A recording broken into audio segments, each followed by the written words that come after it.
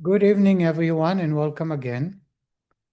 Just to refresh your minds, last week we discovered the idea of tzedakah. From all the mitzvot, the Jerusalem Talmud described tzedakah as plain mitzvah. Any reference to tzedakah is mentioned in Jerusalem Talmud as mitzvah. And the reason is it's the epitome. It's the highest level of serving God. The reason is, number one, when one performs a mitzvah other than tzedakah, they perform it with one body part. When one performs tzedakah, his entire body was involved in earning a living. So the entire body participates in serving God. Even if someone received that as a bonus, without toiling, without hardship, still he could have benefited from it to go on a cruise, to buy good wine. So entire body could have benefited, and he's given it away. The second difference is, when it comes to the other mitzvot, my involvement is only when I perform the mitzvah. I eat food on Shabbat. I put up a mezuzah. I celebrate Passover. When Passover is over, I do not serve God with the holiday of Passover. I perform the mitzvah. The exception is tzedakah. When I give tzedakah, the good deed, the asset, the funds are helping someone, and they survive, and they have nutrition to live a life. And those children get the education to stay away from trouble, and they are able to start a family or to learn a new trade to earn a life. Therefore, the impact of tzedakah is forever, everlasting. That idea is unique, and it does not exist with any other mitzvot. This is last week. I hope there is no questions. We covered that well. In this week, and I believe I started last week to discuss the next topic. The rabbi makes a comparison between the study of Torah and performance of mitzvot. I want to give you an introduction again because it's lengthy and it's, I believe, very deep, but it's very enriching. There is a debate in the Talmud, I believe, between Rabbi Akiva and Rabbi Tarfon, which is greater, Talmud Torah, study Torah, or performance of mitzvot? The ruling is Torah is greater than mitzvot. That's the conclusion. Why? Because it leads to the performance of mitzvot. If I don't study Torah, I don't know how to keep Shabbat, I don't know how to celebrate Passover. How do you know how to serve God if you don't know what God asks you to do? And that you can find in the study of Torah. So we see it's kind of shifting. So at the end of the day, it seems that the study of Torah is for the sake of performance of the mitzvot. And then the Rebbe is asking, how can you say that tzedakah is the highest way of serving God when the Torah, the Mishnah teaches us in Tractate Pe'ah, and we say it every day, the Talmud Torah keneged kulam, the study of Torah equals to all of them, all the mitzvot. In other words, nothing can be compared to Torah, including tzedakah. The rabbi, to address this question, will go farther, deeper to explain why Torah, study of Torah, is so unique and is equal to all the mitzvot. So at first he's going to go backwards, like a tzaddik that falls 7 steps before they move 1 step ahead. So the rabbi is going to give us all the great benefits of the study of Torah and then bring back the mitzvot. The rabbi is going to tell us that when God sent us down, only certain people were destined. Ali. When God sent down the souls, only few souls were destined to become tzaddikim. What is the difference between a tzaddik and the rest of us? A tzaddik is able to subdue his evil soul. Remember, there is an incomplete tzaddik that is putting it to sleep, the evil, and a complete tzaddik where his heart is empty because he got rid of the animal soul. These are very few, and God planted few in every generation. What's the rest of us? The most we can reach is a Benoni. What is a Benoni?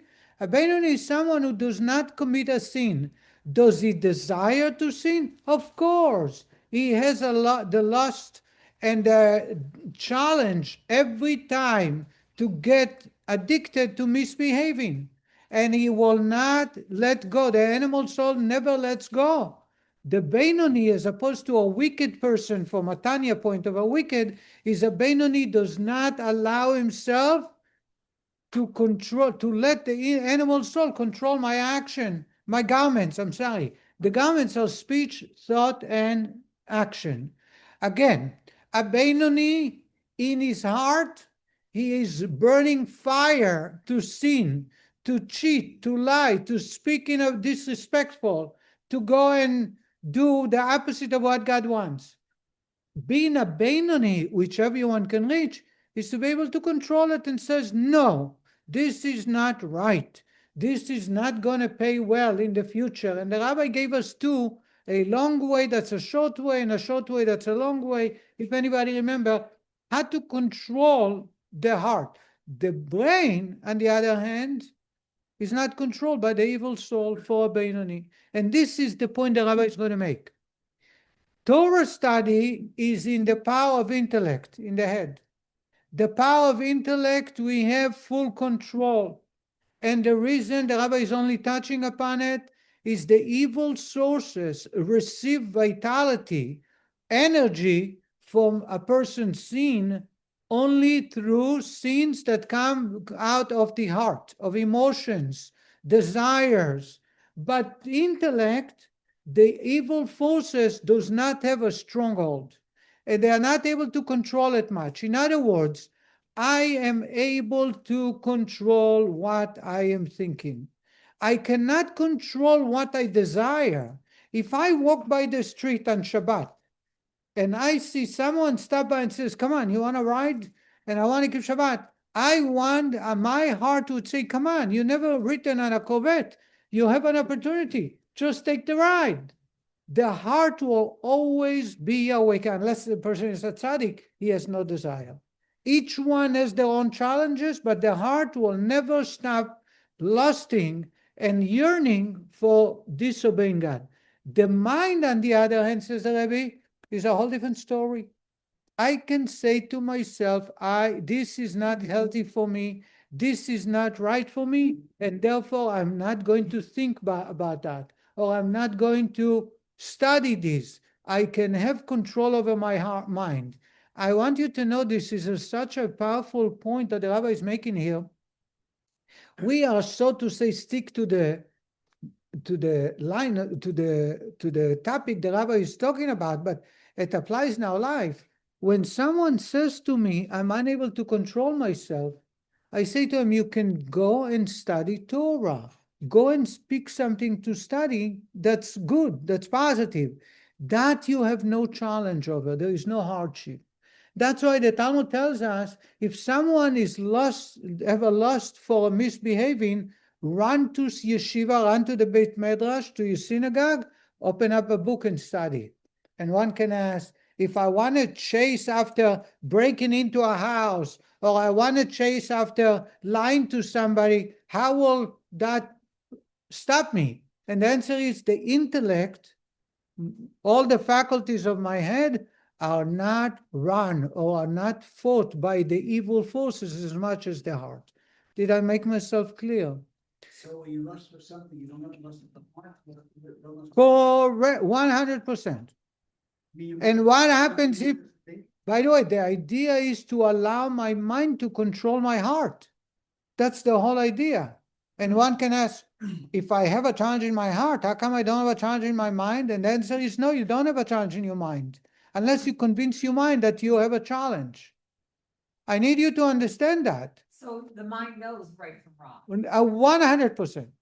There are people, the Rebbe pointed out, there are people who talk their mind into deceiving the mind into thinking that I have no choice, that I have a strong desire.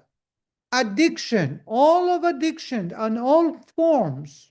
And I'm not downplaying the idea of addiction. Some people, what we're speaking about, the type of addiction people are addicted to, they must have professional assistance.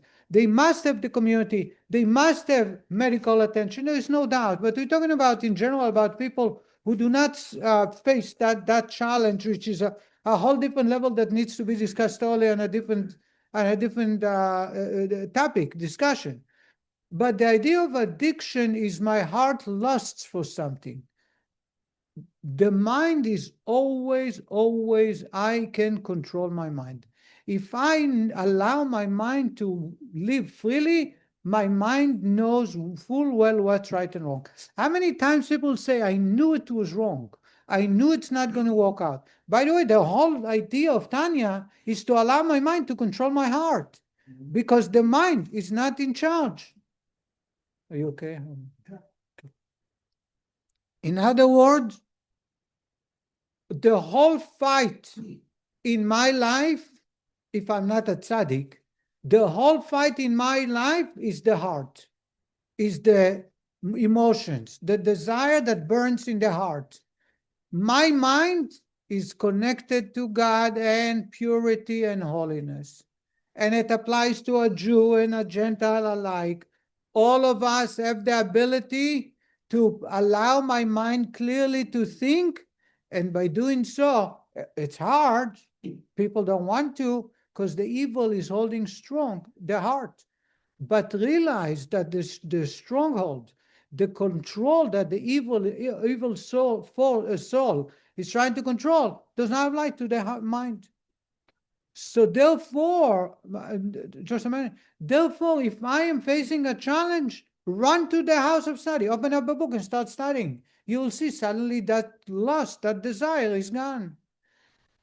By the way, the AA is built on that. What's the idea of AA? I've never been to an AA and I don't know the details, but I assume it's when you speak up and you speak with people. You know what happened then? You use your brains. Once you use your brains, you control your heart. Yes, Alan. I've been around for 8 decades. I don't think I've ever been excited. Have you? You're asking me. Come on, here. You said it's fun.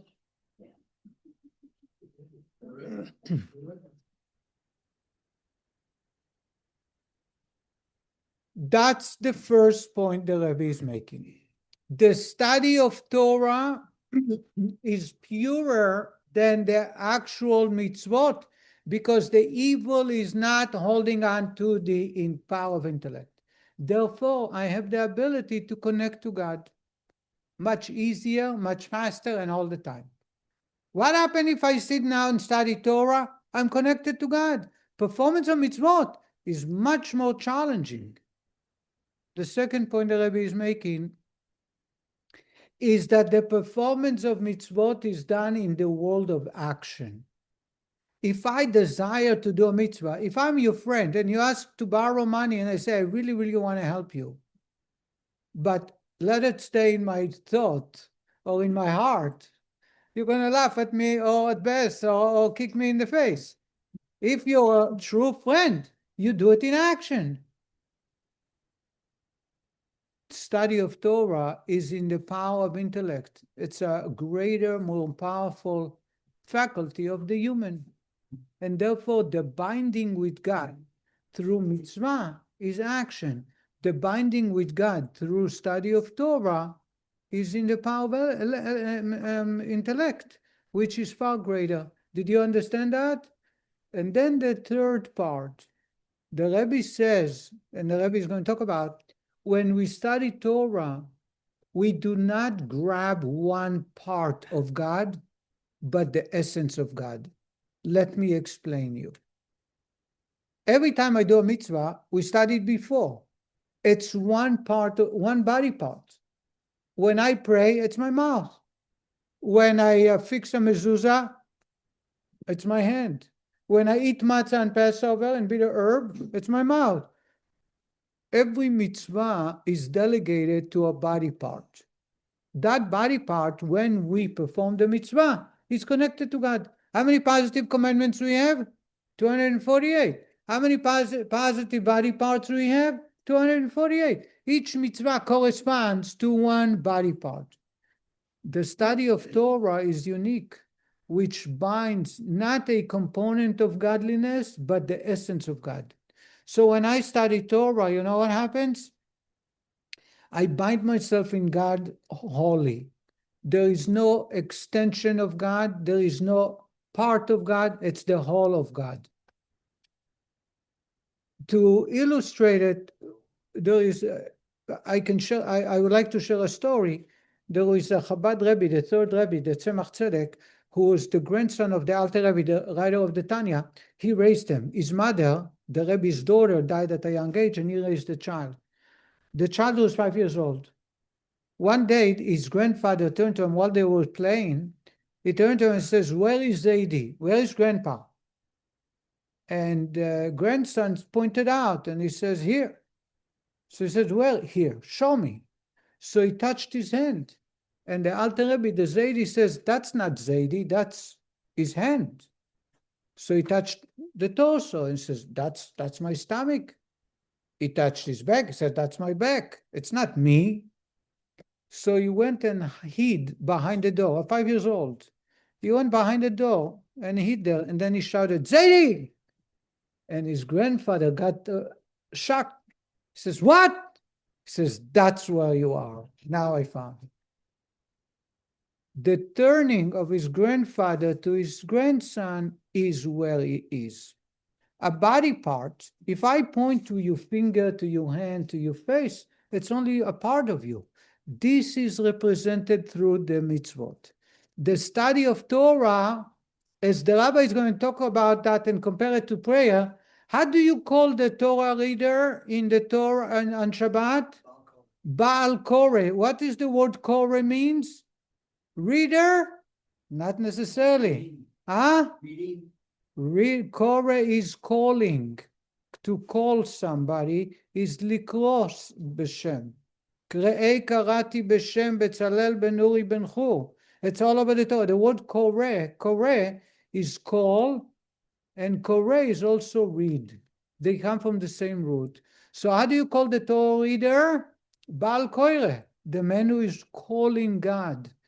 Anytime kol hakore b'Torah, HaKadosh Baruch Hu koreh kenegdo. Anyone who is reading, the simple text is anyone who is reading in Torah, anyone study Torah, God is calling him. God is reading next to him. But the Kabbalistic interpretation, anyone who calls God, God answers him back. So when you study Torah, you're calling God. Which part of God? Which expressions or extension of God? The whole of God. When I do a mitzvah, it's only one component, one particular part of God. Did you understand that? Even the mitzvah of tzedakah, which encompasses the entire body, it's all of the parts of the body that are involved in earning the living or preventing myself from benefiting the entire body by giving it away. Study of Torah is the essence of God. We call out God. And by doing so, the connection to God is far greater than any mitzvah. That's why the ruling is study of Torah is greater than a mitzvot. Did you understand so far? The rabbi is going to bring in another component. So there are three benefits to the study of Torah. Number one, it's in the intellectual power, and therefore it's a far finer and greater than the emotions. Number two, the intellect has no hold by the evil forces, and therefore the binding and connection to God is much deeper because the challenger is far less. And number three, whenever you call to God, God calls you back, and it's done through the study of Torah. When you do mitzvot, you are holding to part of God, corresponding to my hand, to my feet, to my mouth, to my legs. When you study Torah, you call God, and God himself turns to you. That's the essence of God. So far, so good. We're going to read it, and hopefully we'll go to, but after that, we will discover there is a greater benefit to the performance of mitzvot based on what we studied in the last two chapters.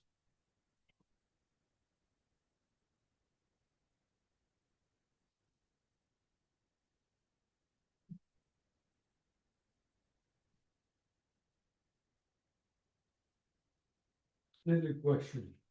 When Yeah. do you study Torah? Now, when you use your brains to study God's word, you are studying, that's what we're doing now. So you can do the two mitzvot, give tzedakah and study Torah. Oh, no, both there is no contradiction. The question is, first, there is an obligation to give tzedakah. There is an obligation to study Torah.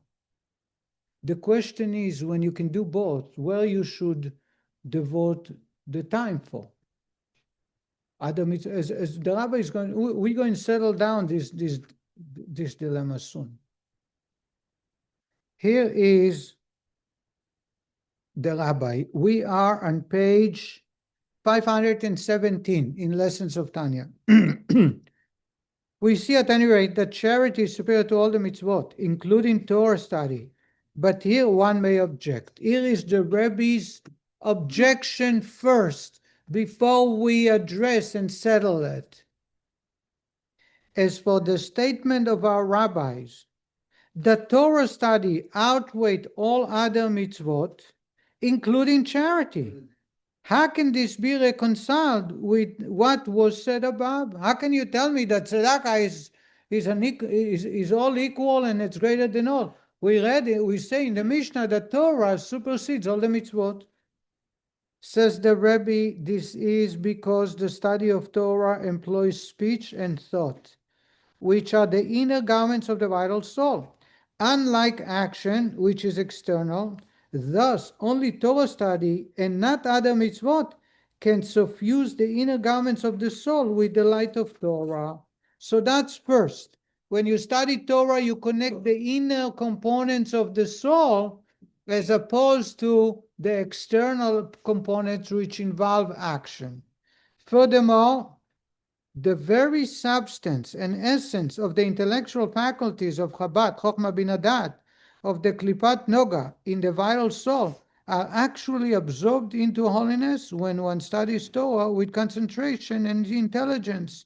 Says the Rebbe, the intellectual faculties applied to Torah study are absorbed in the holiness of the mitzvah of Torah study and thereby ascend from the realm of Klipat Nuga to which they previously belonged, being a part of the vital soul, to the realm of holiness. So when I study Torah, I take the energy of intellect that I'm using to understand Torah, elevating it to holiness. Although it was explained in chapter 12 that the Beinoni is capable of transforming to holiness only the garments of the animal soul, not the soul faculties themselves. As I explained before, you cannot get rid of the desire. The soul faculties are there always, the animal soul. There is no contradiction here. The latter statement apply only to the midot, the emotional attributes of the animal soul. The Beinoni is indeed incapable of transforming the midot of holiness of Chabad. However, can be transformed even by Beinoni. Chabad, however, intellectual faculties can be transformed even by Beinoni. The Alter Rebbe now explains the difference between them. Says the Rebbe, although Beinonim are incapable of mastering the substance and the essence of the midot, chesed, gvura, tiferet, and so on, the emotions, so as to transform them into holiness, a Beinoni will continuously face those challenges of the emotional part of their life. There are desires, there are addiction, there are challenges. It's very hard. Don't ever think that someone, unless they're a tzaddik, have no desire to do evil just because they were raised that way, just because they have been doing it all the time. I read a story of the Rebbe. He turned to a chassid that was quite well, and he said to him that in the Torah, he told him about a word that appeared. He says to him, even at the age of 68, a person can have a strong burning desire, like at 23, like at an age of 23. And that chassid said to himself, he wasn't 68 at the time, he was about under 60. And the chassid said to himself, at 68, I can hardly move at 68. Well, at the end of the story, as they go say, at the age of 68, he faced a great challenge that was very hard for him to overcome. Because the challenges of life, of the heart, of emotions are always there. There is no such thing. I think I shared with you about me asking the rabbi of Kfar Chabad about a question about, I'm going to share it even though I'm not sure in public, so I'm going to say it in as nice as I can. There was a man and a wife, both are widow and widower. They were both over the age of 80. She lost her husband, he lost his wife, and they met here in town. And they used to come to my Torah study, and one day they wanted to live kosher life and get married. They wanted me, so they approached me asking me if they can get married. The problem is that one of them, I'm not going to show the details, was on a wheelchair. On a wheelchair. He wasn't able to walk. And I said that I'll be very happy, but she will have to go to the mikveh. I thought she should go to the mikveh. But going to the mikveh with a wheelchair is, our mikveh at the time was just built. She won't be able to get up. She wasn't able to stand. In Miami, in large cities, they have a handicap accessible mikvahs. So they have some type of a lift that take the wheelchair into the water. We don't have that equipment. We don't have it. So I thought maybe I should, maybe I should marry them. And they said, so I wasn't sure what to do. And I was in Kfar Chabad in the village in Israel, famous village where I come from. One of my siblings got married at the time. And my father asked me, because I rented a car, I had a car, to go to pick up the rabbi and bring him. The rabbi didn't have a car, and he's going to marry them. So he asked me to go, and that's the way, that's the custom. You go to his house, pick him up, and then after the chuppah, you take him back home. So while I was in the car driving, I was born and raised, and I remember, so we had a chat. Then I turned to the rabbi and I says, I have a question. So I shared with him. So I said to him, I have a dilemma. I'm not sure what to do. Maybe you can help me. I said, there's a couple, they live together now, but they want to be married. Am I allowed just to marry them without her going to the mikveh because of the challenge? So the rabbi says to me, what do you think at 80, the evil desire is gone? I was naive, I was young at the time. So I thought maybe by then. Did you marry them? So he said to me, I want you to know, a 22 years old man and an 80 or 85 years old man and wife have the same burning desires, and there is no difference. And that was the end for the discussion. I'm not going to answer that. Yes, you're sure. Can we go back, regroup? This was dedicated for Ali Freidowitz. The story is in your honor. You heard that from me before, no? Did you listen? Let's talk about it, They've all done This is not McCurdy Comedy Club, so please. All right. What the rabbi is saying is, the heart is, as long as the heart beats, the heart desire, there is an evil soul there that wants to sin. There is no time where it's gone. It can be gone temporarily. When we pray, it says, go sleep. A holiday, when you are the presence of a holy man, it's dormant. Only a tzaddik got rid of it. When it comes to the evils, to the study of Torah, intellectual, on the other hand, there is no challenge there. The challenge is minor. You can control your brains. You can say to your brains, let's connect to God, let's study Torah. When you do that, it will influence and spill over to the heart, but that's a side point. What the rabbi is saying is, so it's much purer and it's much easier to connect to God through the study of Torah because it's a power of intellect. So the heart connects to God through action, which is external. The study of Torah is the mouth and the brains, which is internal and also purer because there are less challenges.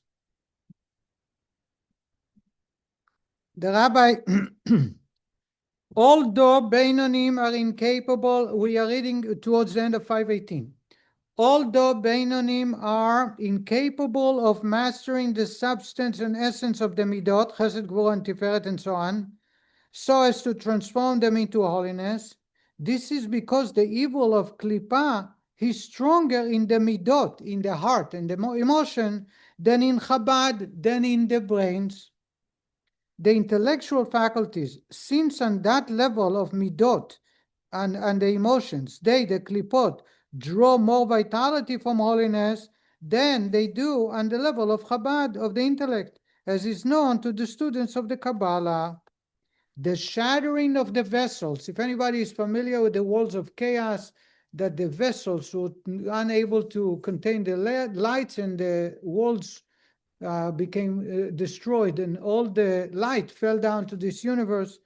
The shattering of vessels, which gave rise to the existence of Klippa, occurred primarily in the Midot, in the emotional aspect of life, and it is therefore more difficult to elevate the evil of Midot, of emotions.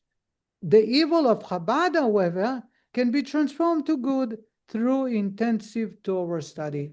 There is so much depth here, just like last week we talked about tzedakah.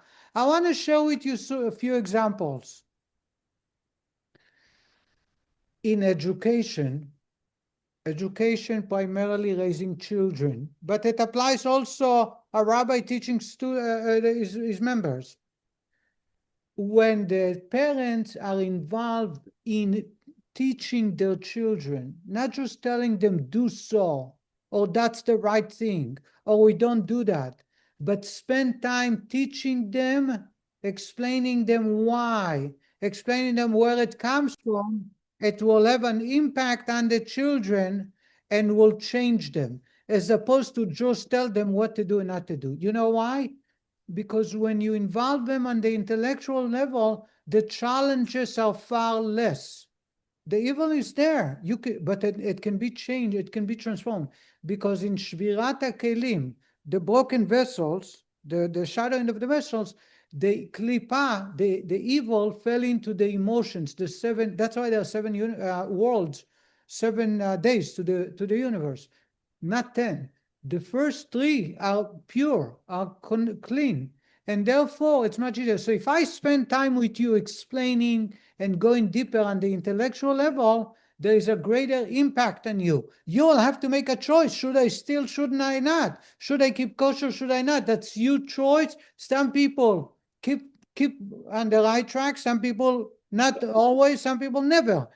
But the challenge for that teacher to make sure that he gives over and impact the child, the greatest level is using the intellect. Did you understand that? Why? Because that's deeper, purer, and therefore there is less challenges.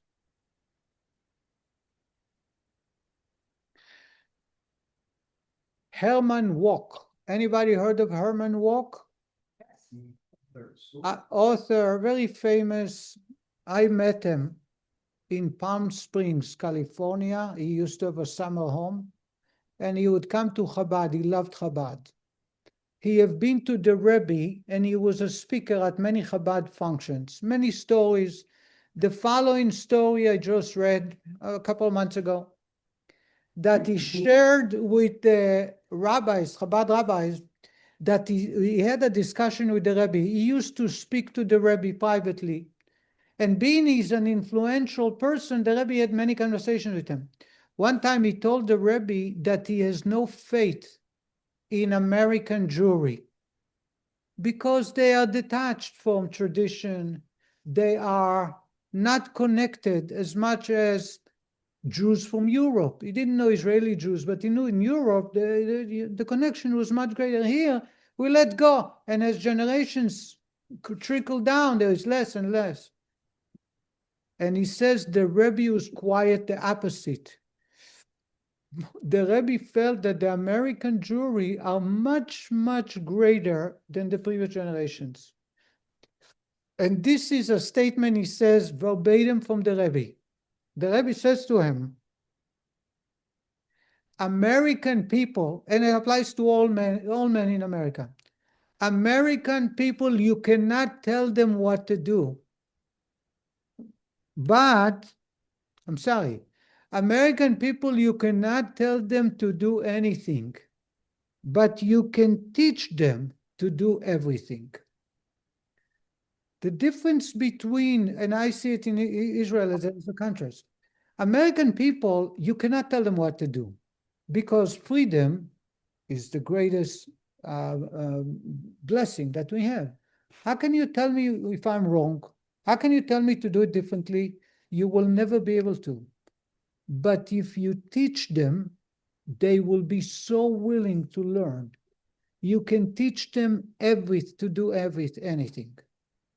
If I come to you and instead of telling you, you have to do it this way or the way you do it is wrong, I say to you, come, let me share with you what God wants. It will change and influence the person overwhelmingly to do the right thing. So it's about teaching. It's not about telling. Previous generations in Europe, you tell the person, you tell the children, the parents tell children. By the way, today, parents, God forbid, will tell the children what to do. They teach them. And the children, hopefully, if they live in a healthy environment, will understand right from wrong. Told me this story about, yes, Which story? about 60 years ago, we sent down to Washington to do some studying on UVAC computers. Flat on top of Torah, so I bought stuff that was Silver Springs had a lot of places to eat. Oh, yeah. Thank you, Sure, Shabbos morning, yeah, I remember this, name, wait, thank you, thank you, thank you. you all can blah, blah, blah, he says, what are you eating for Shabbat? He says, I have stuff in my room, come home with me, have a home meal. I come home and I sit down, want to learn everything, he takes me to the study. The study had books from here to there, in every language, leather bound, it was from Luke. Oh, nice. For talking, I said that I don't want to sound patronizing, but my mother has read all the books, but she can't find them in German. She reads German easier. 2 weeks later, my mother received Young Book Hawk in German with an excision. Beautiful. Thank you for sharing. Let's continue.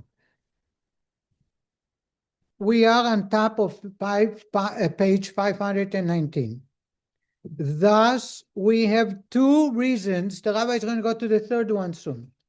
Two reasons for superiority of the mitzvah of Torah study. A, it is practiced with the innermost soul garments, thought. And B, it transforms the actual soul faculties of Chabad themselves to holiness.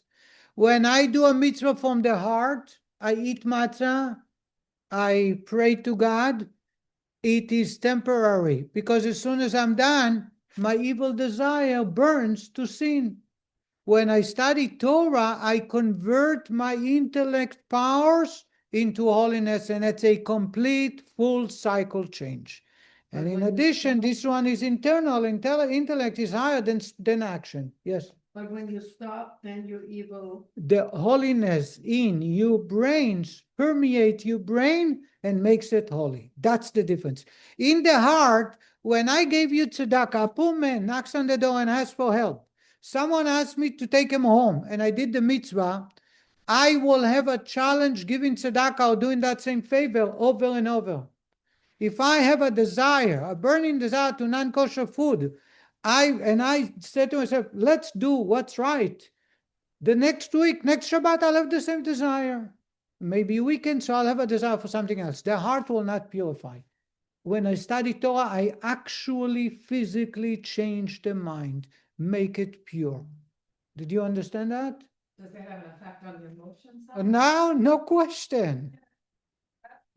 I'm going to use a metaphor, muscles. When you have those muscles, you can fight the heart. That, from a better point of view, imagine your body is full of nutrition. In other words, I want to make it drive this point clear home, because that's the uniqueness of what the Rabbi is teaching here, not repeating the same points as before. The Rabbi is telling you, my heart, as long as I'm not a tzaddik, will always have desires to misbehave. If I train myself for keeping kosher, for example, I do, I will have desires in other areas of life where I can disobey God. There is no way to convert the heart. In other words, get rid of the evil out of the heart. There is no such thing. The brains, on the other hand, I do have the ability. If I study Torah and occupy myself in studying Hashem's words, I purify my mind. So aside from taking care of this part of my body, it will, like eating nutrition, to allow me to fight the evil soul. Does it mean I will always win? Absolutely not. But it will mean that you will have more victory time and less losing than before. Does it answer your question? And to prove that it's when the dust is shattered, it's really the emotions that we're having to transform. Is that correct? The emotions is the action is what God wants from us, but we're going to get there soon. But the point that the rabbi is going to make, and I'm sorry for repeating, is that when I study Torah, I am connecting my intellect, the innermost faculties of speech and thought to God. When I perform a mitzvah, it's external, it's action. Number two, in the midot, in the heart and the emotions, it's temporary. When it comes to the study of Torah, I am connecting my intellect to God, and it becomes permanent, because there is no great challenge there as opposed to the heart. Continue. Aside from the 2 points the rabbi made, says the Rebbe, there is another far more important aspect to the superiority of Torah study over all the other mitzvot. Here is another point, a benefit of study Torah over the performance of mitzvot. Based on the statement quoted above in chapter 23 from Likutei Zohar, that the 248 positive commandments are the 248 limbs of the king, just as a limb of the human body is a receptacle for a corresponding soul faculty, so is each mitzvah a receptacle for a corresponding expression of the divine will. My eyes get energized from the brains. My mouth, my smell, my sense, it's all from the brains. But each body part receives a particular energy to allow it to function properly. When I do a mitzvah, I connect God's energy to that vessel, to that mitzvah. Study of Torah, as the rabbi is going to say, is connecting the essence of God. Concerning Torah, however, it is written in Likutei Zohar, Torah and the Holy One, blessed be He, are entirely one. Unlike mitzvot, which are merely limbs, the Alter Rebbe now elucidates the difference. Says the Rebbe, just as, for example, in the case of a human being, the vitality in his 248 organs bear no comparison or similarity to the vitality in his brain. That is, the intellect, which is divided into the three faculties of Chokhmah, Binah, Dat. Someone can miss a part of their body. They're still alive. If you're missing your brain, there's nothing. Every limb of the body is, of course, bound to the soul, which provides it with life. Yet, there are two separate entities which have been joined together. It is otherwise, however, in the relationship between one's intellect and his soul. The intellect is an extension and a part of the soul itself. Thus, its unity with the soul is not that of two separate entities which have been joined, but of two components of a whole. The Rabbi says the intellect is part of our brains. It's not an extension of the brain. It is the essence of the brain. My hand receives soul or energy from the brains, but it's an extension of the brain that came through the hand. That's why I can sense, I can pick, I can lift. My legs get an extension of the brain. So each body part, each limb has an extension of my soul, an extension of my brains. The intellect, the power of intellect, is the essence of the existence. It's not a component of the brains. It is a part. It is the essence of the brain itself. This difference between the limbs and the intellect illustrates the difference between the other mitzvot and Torah study. As the Alter Rebbe continues, just as it is in the case of a human being, So too, by way of analogy, allowing for the qualification that any comparison between human and divine traits must be distant, however, by myriads of degrees. There is no comparison between human body and God, but to use the human body as a metaphor to understand our relationship with God. Is it with regards to the illumination of the Ein Sof light clothed in the mitzvot of action compared to the illumination of the Ein Sof light clothed in the Chabad faculties of one immersed in the wisdom of Torah? An illumination commensurate with the level of each man's intellect and his grasp of Torah, to the extent that his intellect grasps the Torah which he studies. It is united with godliness with a unity comparable to that of one's intellect with his soul. Says the Rebbe, when I connect to God by performing a mitzvah, keeping Shabbat, giving someone a good advice, all the other mitzvot, it's a component of myself, of my soul, connecting to a component, an extension of God. When I study Torah, it's like the soul in the brain, intellect, because it comes to the brain, speech and thought. And therefore it connects to the essence of God, not a component of God. Herein then lies the superiority of Torah study over that of mitzvot, even over charity. Torah study affects a much higher level of unity with godliness than the mitzvot of action. Says the Rebbe, now we understand. When I study Torah, it is a complete connection to God, not a component of my soul. B, the connection is far deeper because the challenge is less in existence. And C, the connection changes my mind. As opposed to the mitzvot, it changes temporarily and then I have to fight again. Although one grasps Torah only as it is clothed in the physical terms, that is, the law concerning two men who clutch a garment, or one who trades a cow for a donkey. In other words, the Torah study deals with physical objects, simple, down-to-earth objects. How can you say that connects to the essence of God? How then can it be said that through study of such laws, one attains this lofty level of unity with godliness? Says the Rebbe, yet the Torah has been likened to water descending from higher place. The water on the lower level is exactly the same as it was on the high level.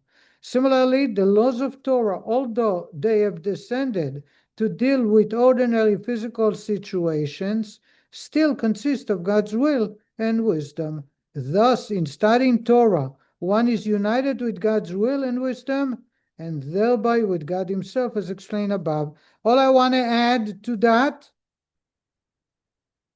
is that the way we study today, the Talmud, someone who traded a cow for a donkey, and the cow gave birth, and they don't know when she gave birth, before they traded or after, because she was up with the herd out in the pasture.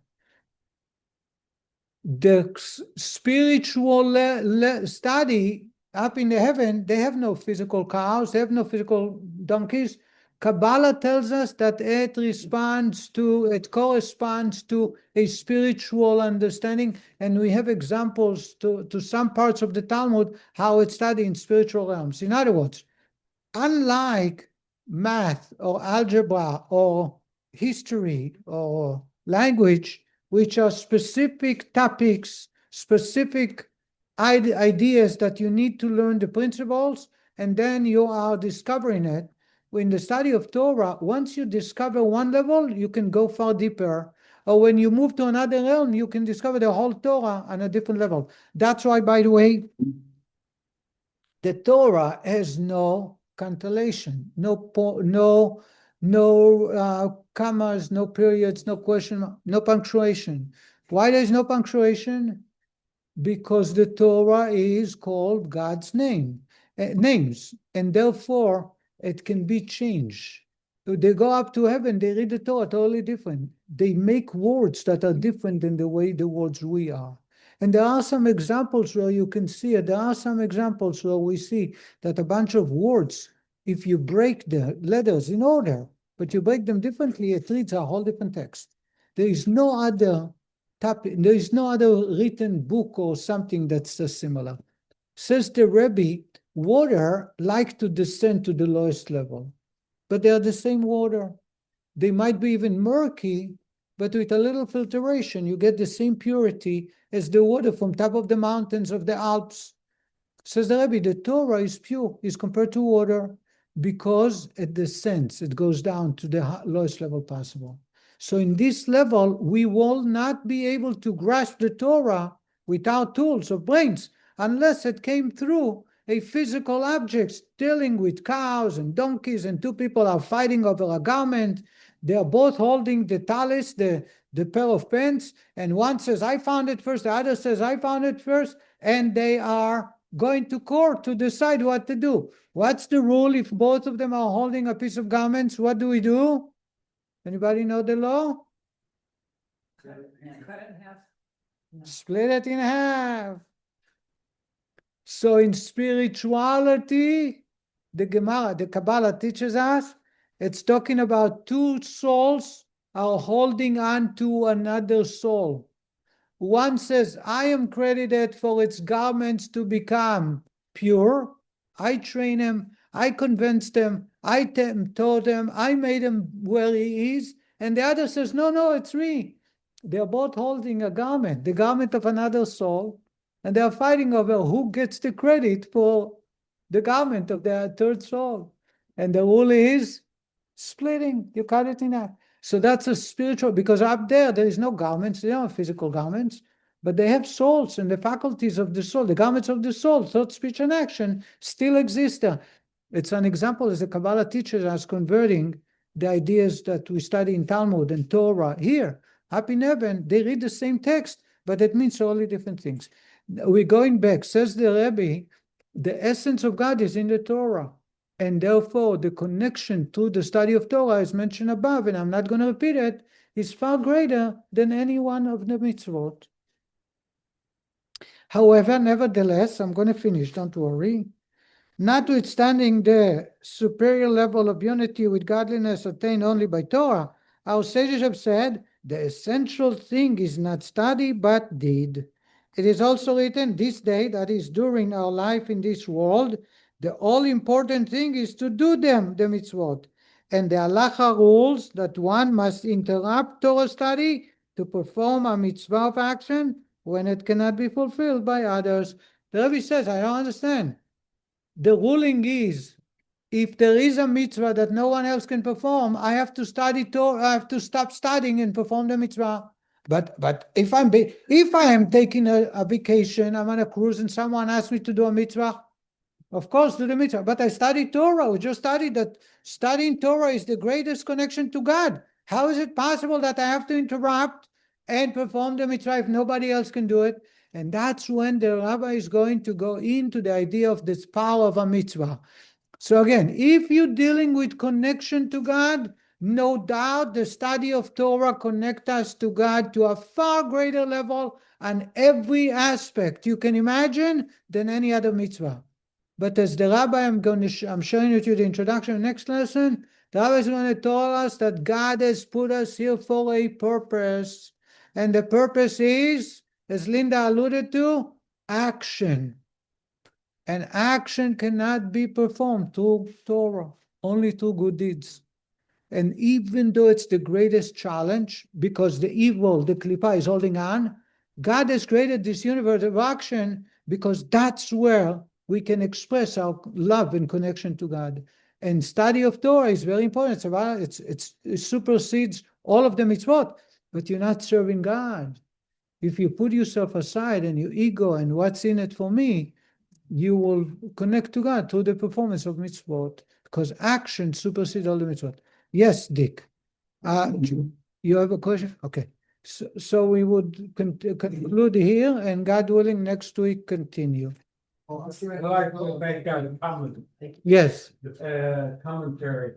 We were discussing before about the wheelchair, the man, the evil spirit, having had his personal experience